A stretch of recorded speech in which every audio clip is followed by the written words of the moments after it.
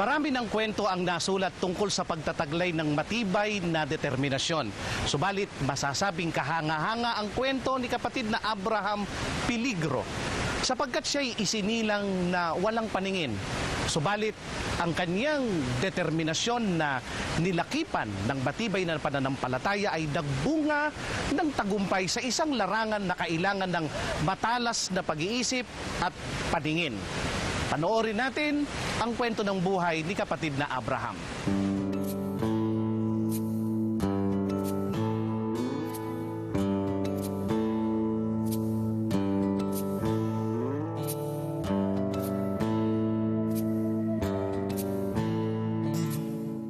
Ang larong chess ay isa sa pinakapopular na board games sa buong mundo.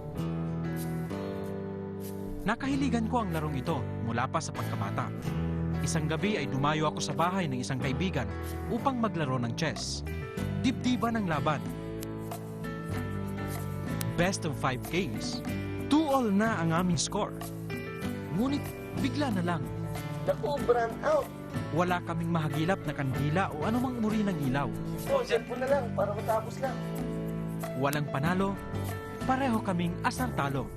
Naisip ko noon, imposible yatang maglaro ng chess sa dilim. Subalit na bago ang paniniwala kong yon nang makilala ko si kapatid na Abraham Peligro, nakatala sa lokal ng Golden City, Distrito Eclesiastiko ng Cavite. Siya ay ipinanganak at nagkaedad na walang paningin. Subalit mapapahanga ka kapag nalaman mong siya ay national master at gold medalist sa isang international competition sa larangan ng chess. Nakaraang August po ay talagang masayang-masaya ako dahil naging champion tayo sa nakaraang Paralympics sa Malaysia. Ang Southeast Asian Para Games ay katumbas ng Southeast Asian Games para sa mga walang kapansanan. Hindi maikakaila na ang medalyang ginto na naiuwi ni kapatid na Abraham ay isang napakalaking karangalan para sa ating bansa. Paano nga ba nagagawa ng mga tulad niyang walang paningin ang maglaro ng chess? Sa notation lang, algebraic notation. Once na sinabi ang notation, alam niyo na kung saan ang tira, Opo, kung saan nilalagay yung pyesa. Opo. sa ulado niya talaga ang Opo. Espesyal na chessboard ang ginagamit nila. Knight C6. Kaya sa kanilang paglalaro ay kailangan ang talas ng memorya. C D3. Hindi birong hirap ang pinagdaanan niya upang matuto at maging mahusay sa larong ito.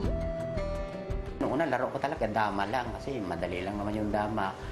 Tapos nung pagdagal-dagal, tinuruan ako nung kapatid ko. Ang una niyan ay ayaw ko talaga dahil hindi ko nakikita yung mga piyesa kung bishop o knight.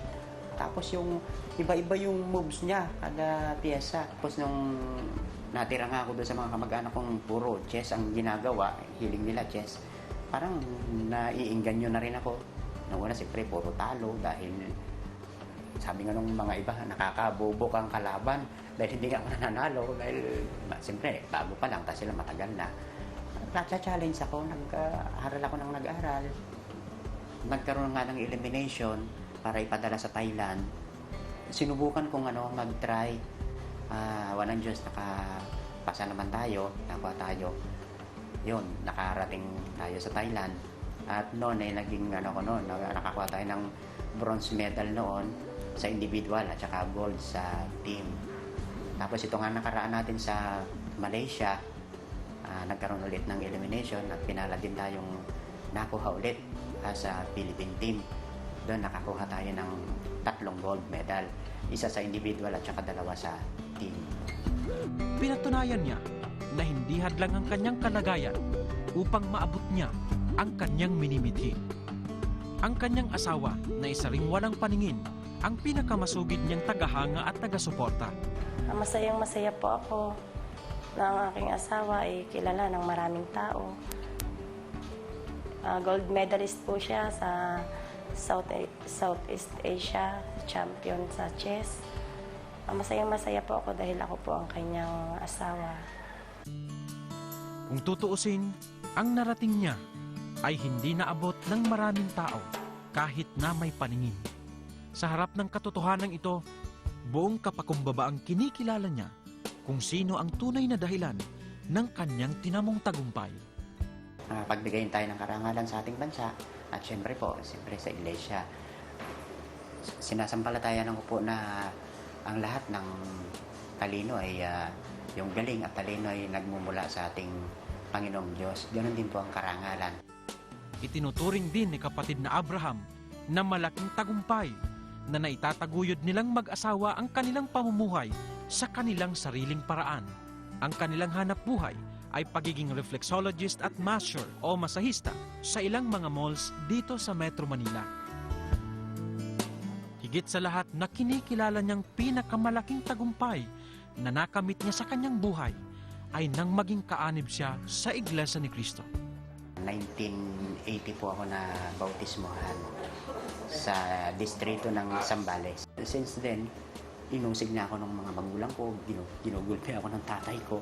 Pero awa ng Diyos, siguro talagang matatawag ako, nakapanindigan tayo. Lahat ng miyembro ng kanilang pamilya mula sa kanyang lolo, magulang at 8 niyang kapatid ay nadala niya sa loob ng Iglesia ni Cristo. Para sa kanya, habang siya'y pinagkakalooban ng buhay at lakas, ay mamamalagi siya sa masiglang paglilingkod at mga pagsamba sa Diyos. Kahit ano pong mangyari, talagang dapat na pagtalagahan ng pagsamba. Kahanga-hanga ang taglay niyang determinasyon sapagkat sa kabila ng kanyang kalagayan ay nakamit niya ang tagumpay na minimithi sa sport na kinahiligan. Subalit, ang higit na kahanga-hanga ay ang kanyang masidhing pananalig sa Diyos at ang kapanatagan sa pagtataguyod ng kanyang pagkaiglesia ni Cristo. Ang ating Panginoong Diyos po ang nag-iisang dahilan kung bakit tayo nakakatawid. Halos hindi natin mabilang ang pagsubok, mga kalungkutan, di ba, ng panahon na talagang halos hindi kumikita yung aming pagtatrabaho dahil nga sa apektado din lahat halos ng mga tao ng yung financial na krisis sa ating bansa. Panganib, lalo po kami, gabi kami umuwi sa aming bahay pagkatapos magtrabaho. Talagang napakapanganib ng lugar nung dinadaanan namin. Halos linggo-linggo po ay may nahuhold up doon sa lugar namin. Talagang sa tulong at awa ng Diyos, nakalampas tayo na talagang ipinagpapasalamat ko po ng sobra-sobra. Hindi man niya mapagmasdan ang anyo ng kanyang mga mahal sa buhay at ang kagandahan ng daigdig na ginawa ng Diyos. Ngunit siya'y binigyan ng matalas na pandama upang namnamin ang kagandahang loob at mga pagpapala ng Diyos sa kanya at sa kanyang sambahayan.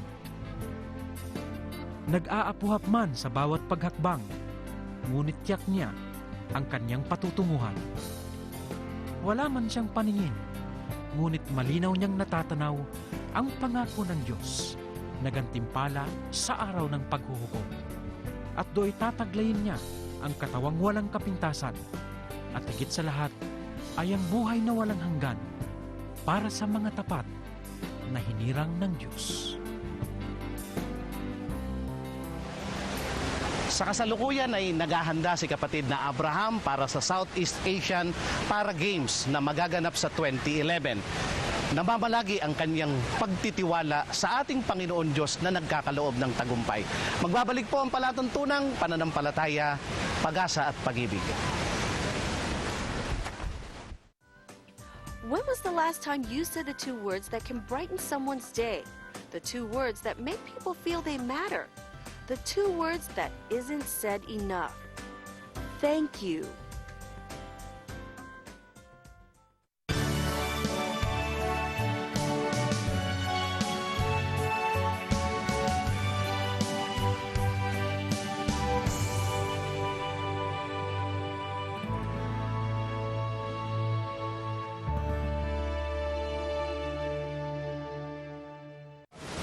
Bata pa lang, biktima na si kapatid na Prudencio Cenas ng mga kaguluhan sa sinilangang bayan sa Zamboanga.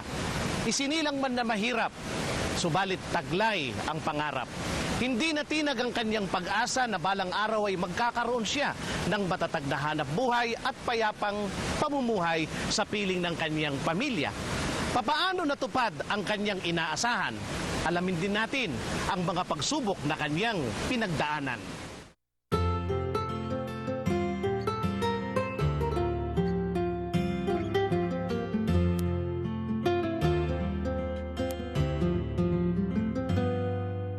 Matanila, ikaw dili malipay, kay wa ako'y bahandi.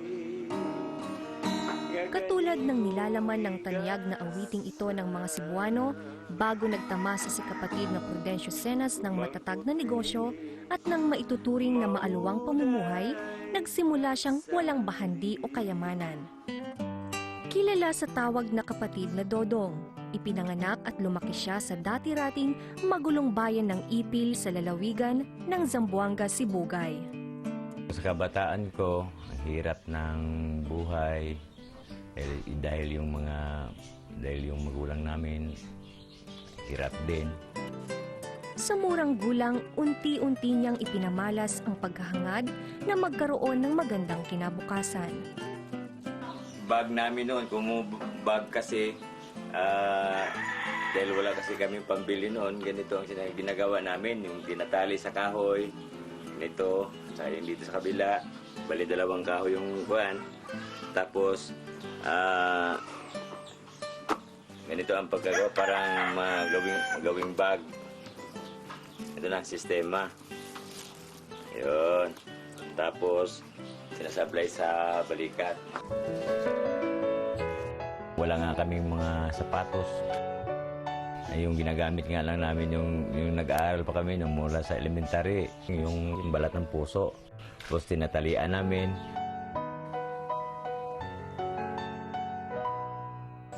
Kaysa sa nakayapak, anya, mas mabuti na raw na may pananggalang ang kanyang mga paa sa mga tinik o nakapapasong daan lalo na sa katanghaliang tapat. Kasagsagan noon ang kaguluhan sa bayan ng Ipil, kung kaya't siya at ang karamihan sa kanyang mga kamag-aral ay hindi nakapagtapos ng high school. Pahinto-hinto ako hanggang sa first year high school lang naabot ko. Nung nag-aral ko ng first year, mag-17 years old na ako. Minsan na rin niyang sinubukang magsaka upang makatulong sa pamilya. Subalit, dahil sa kawalan ng kapayapaan, ang dakong sinilangan ay kaniyang nilisan. Umalis na kami sa tinitirahan namin, kahit saan-saan ang pupunta namin dahil sa takot namin na matamaan ng mga bala. Naisipan kong dumayo sa Zamboanga City. Iba't ibang marangal na trabaho ang kaniyang pinasukan hanggang sa nauwi sa malaon ng pinagkakakitaan ng kaniyang mga magulang. Alas 2 ng madaling araw, nagkakatay ng baboy. Hanggang sa lulutuin namin, matapos kami ng mga alas 6 ng umaga. Yung sahod ko, 2 piso. Makaluto ako ng isang baboy, isang lechon. Sa kabila ng kanyang kalagayan, positibo ang pananaw. Kahit pa sabihin sa simula, ang kanyang pangarap ay maituturing lamang na mababaw. Tinachap kasi namin ang per kilo at saka pagkatapos nun, ilalako na namin sa bahay-bahay. Lechon! Gracias. Sa gitna ng hirap, ipinamalas niya ang lubos na pagsisikap at lalo pang pinagbuti ng magkaroon ng sariling pamilya. Dahil sa wala akong kapital kasi, nagbananakyo muna ako doon. No? Nagbananakyo at saka nagsadline ako ng magkatay ng baboy. Kaya yun, mag-ipon ako araw-araw ng 10 piso. Hanggang sa umabot na ang pera ko ng 400 pesos, binili ko ng baboy. Tapos, nung tininda ko na, dumoble naman yung kita ko. Yung isang baboy na 400, nagtumutubo rin ng 400.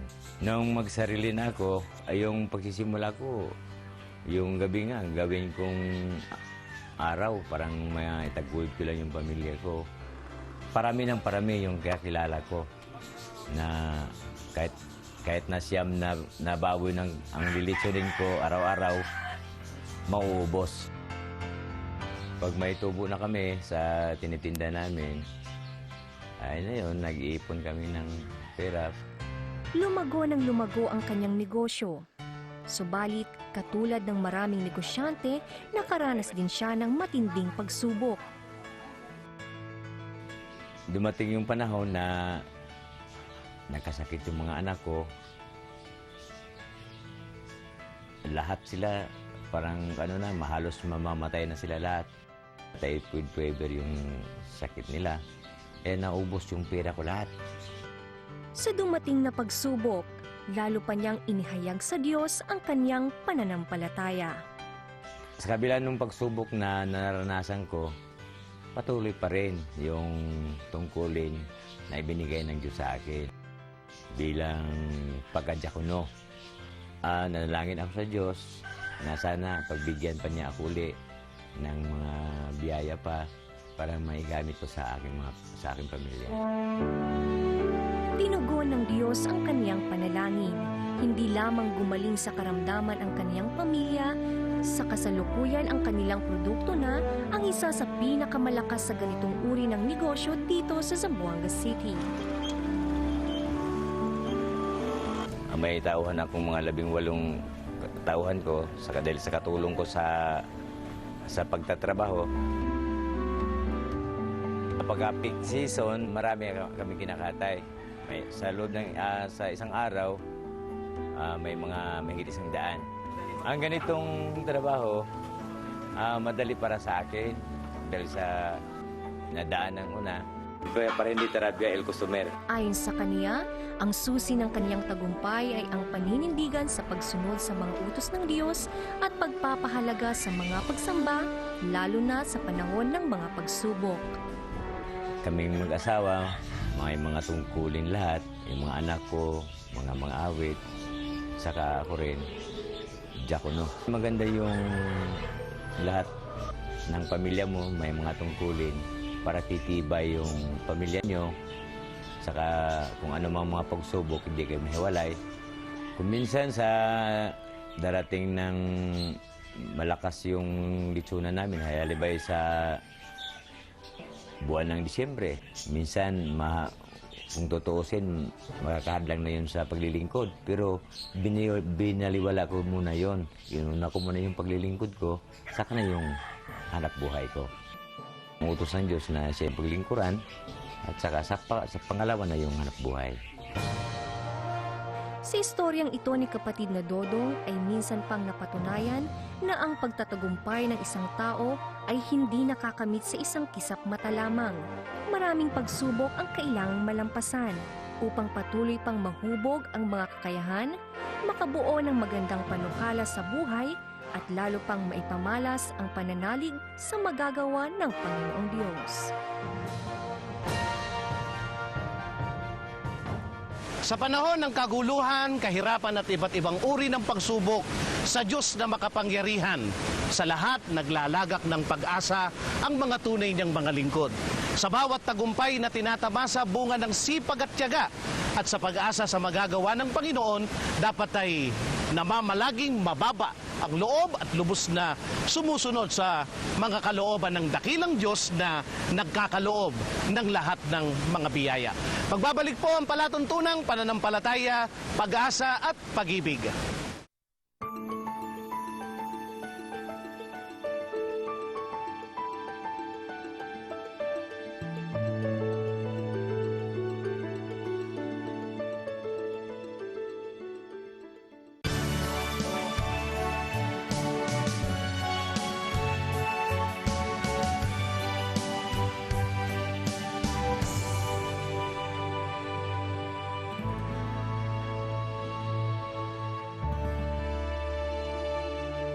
Noong February 21, 2007, idinaos ng mag-asawang Tranquilino at Juliana Basa ang kanilang Golden Year Anniversary na pinangasiwaan ng kapatid na Arnel Tumanan sa Templo Central sa Quezon City.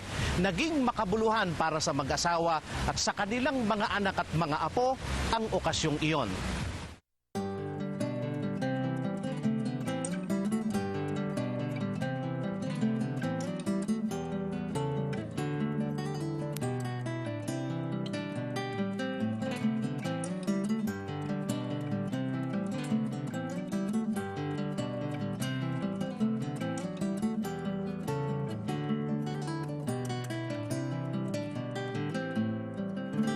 Ang unang pagkakilala namin, yung picture ko sa best friend ko, na kasi nakadestino sa Gisad.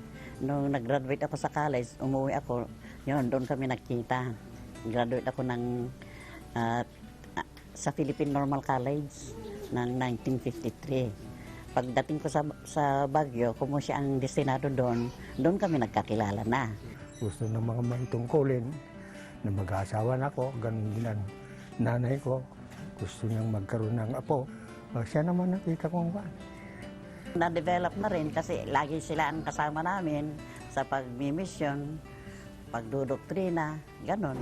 Pagpunta sa mga iba-ibang lokal kasi mga awit ako noon. Ilan lang ang mga awit sa ibang lokal. Dinidestino kami. Ayun, ganun. Hanggang siya ay nag-propose, ginusto ko naman siya at pogi siya noon.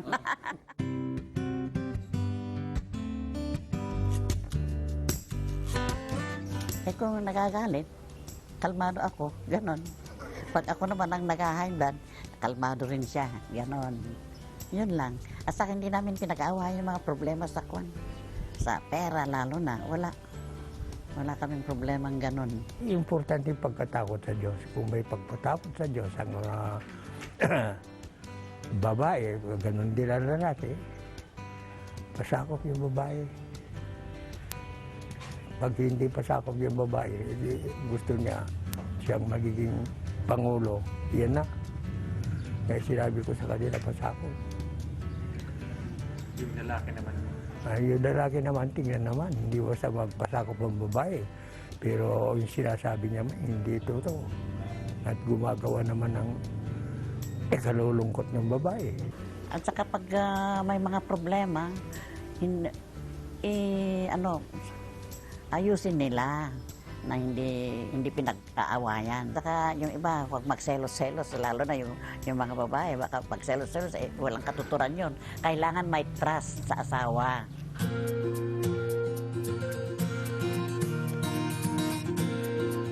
Sa mga anak naman, ako ang nag-guide sa mga anak kasi siyempre nasa bahay ako. Si tatay. Siya ang laging nasa labas. Ako mismo ang nag-guide sa kanila. Bilang mga magulang, si daddy at saka si mami ay very supportive sila since nung mga maliliit pa kami. Si mama sinusubaybayan kami sa aming mga pag-aaral, hindi lang sa bahay, kundi sila ay pupunta din sa aming mga paaralan para tignan ko anong ang status namin.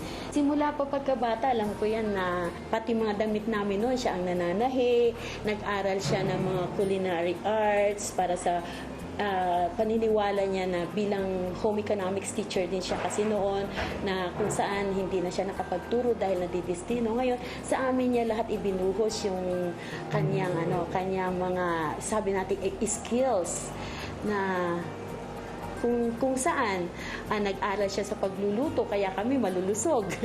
Nag-aral din siya ng pananahi kaya nung mga bata kami kung nakikita namin yung mga pictures namin pareho kami ng mga damit na magkakapatid dahil tinatahilan niya. Tapos yung cosmetology pati buhok namin siya na rin ang naggugupit, kinukulot niya kami kaya kung minsan tinitignan namin, nire-review namin yung mga pictures namin. Nakakatuwa dahil siya na mismo ang nag-aayos sa amin. So, kumbaga that influence us also to be model parent as well, saka maging model wives na rin. Kaming tatlong magkakapatid na babae.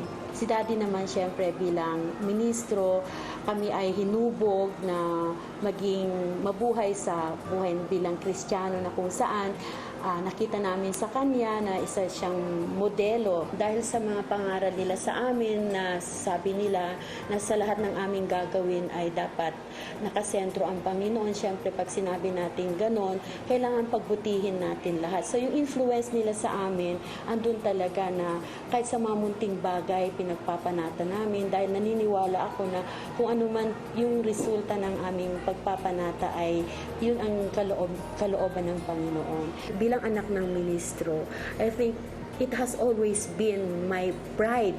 Actually, kahit nung high school ako, kahit nung elementary ako, laging yun ang sinasabi ko na ako ay mapalad naging anak ng ministro. Ako ay napakapalad na pinalaki ako ng isang nasa ministerial because I believe na nandun na lahat yun yung guidance na nanggagaling sa taas. Ang tagumpay ng mga anak namin, kinikilala at sinasampalataya namin na tagumpay din namin. Sapagkat kung hindi namin ginawa ang tungkulin namin sa kanila, pagpapayo, laging paalaala na sila'y tuwalaga sa paglilingkod, hindi magiging ganyan ang mga anak namin.